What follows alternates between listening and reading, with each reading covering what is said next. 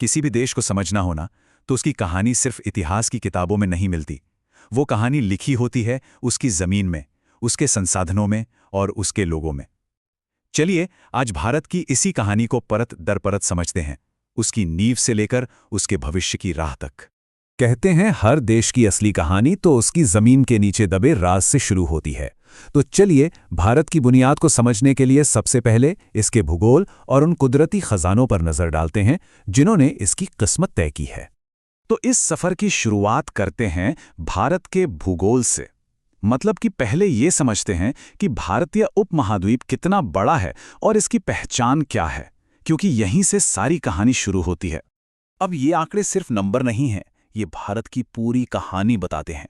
सोचिए, दुनिया की सिर्फ 2.4% जमीन और उसमें से भी 43% हिस्सा मैदानी।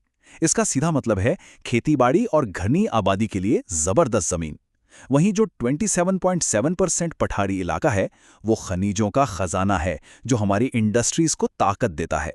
और 3200 किलोमीटर से ज्यादा का उत्तर दक्षिण फैलाव, ये हमें इसकी विशालता और विविधता का एहसास कराता है।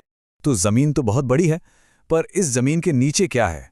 असली खजाना तो वहीं छिपा है। आइए अब उन खनिजों की बात करते हैं जो भारत की अर्थव्यवस्था की असली नींव हैं। तो सबसे पहले ये खनिज या मिनरल्स होते क्या हैं? आसान भाषा में कहे तो ये वो कीमती कुदरती चीजें हैं जिन्हें हम जमीन खोदकर निकालते हैं और जो असल में हमारी दुनिया को चलाते हैं।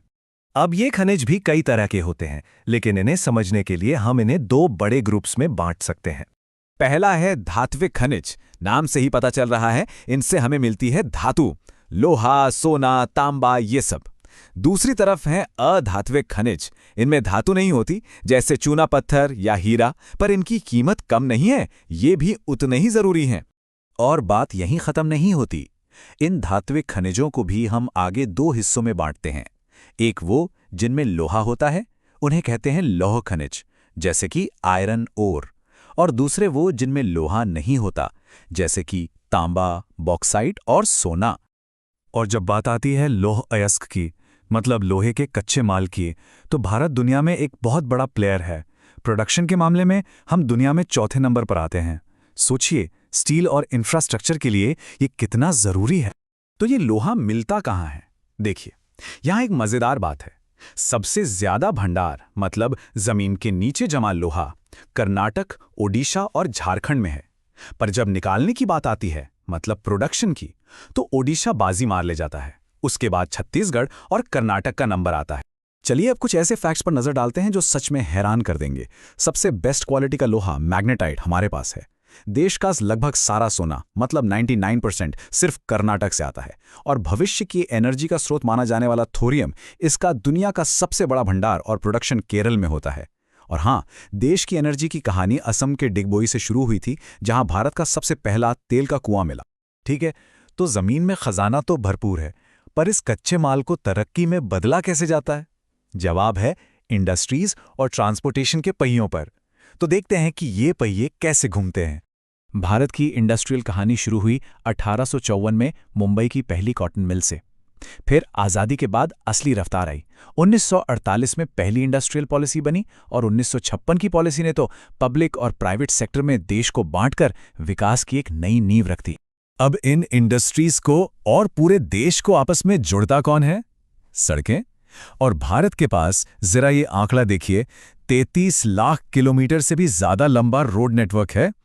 और ये आंकड़ा इतना बड़ा है कि ये भारत को दुनिया का दूसरा सबसे बड़ा रोड नेटवर्क वाला देश बना देता है। ये किसी भी बड़ी इकोनॉमी की रीढ़ की हड्डी की तरह होता है, जो सामान और लोगों को हर कोने तक पहुंचाता है। ये सड़कें सिर्फ कंक्रीट के रास्ते नहीं हैं, ये देश को जोड़ने वाली नसें हैं।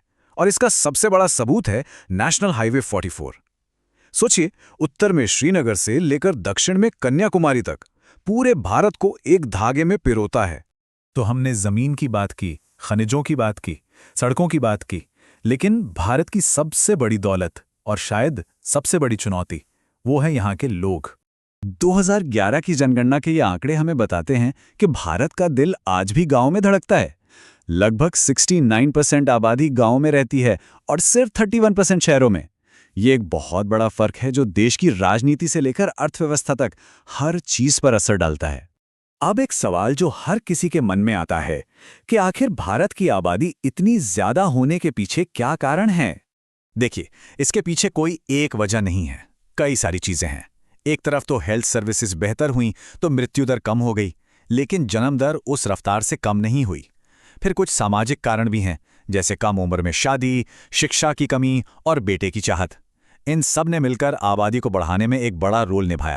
तो हमने भारत की जमीन, उसके खजाने, उसकी इंडस्ट्रीज और उसके विशाल आबादी, इन सब को समझा। अब सवाल उठता है कि यहां से आगे का रास्ता क्या है? भविष्य कैसा होगा? भविष्य तो क्लीन एनर्जी का है और भारत इस रेस में पीछे नहीं है। देश की रिन्यूएबल एनर्जी कैपेसिटी 200 गीगावाट के पार जा चुकी है।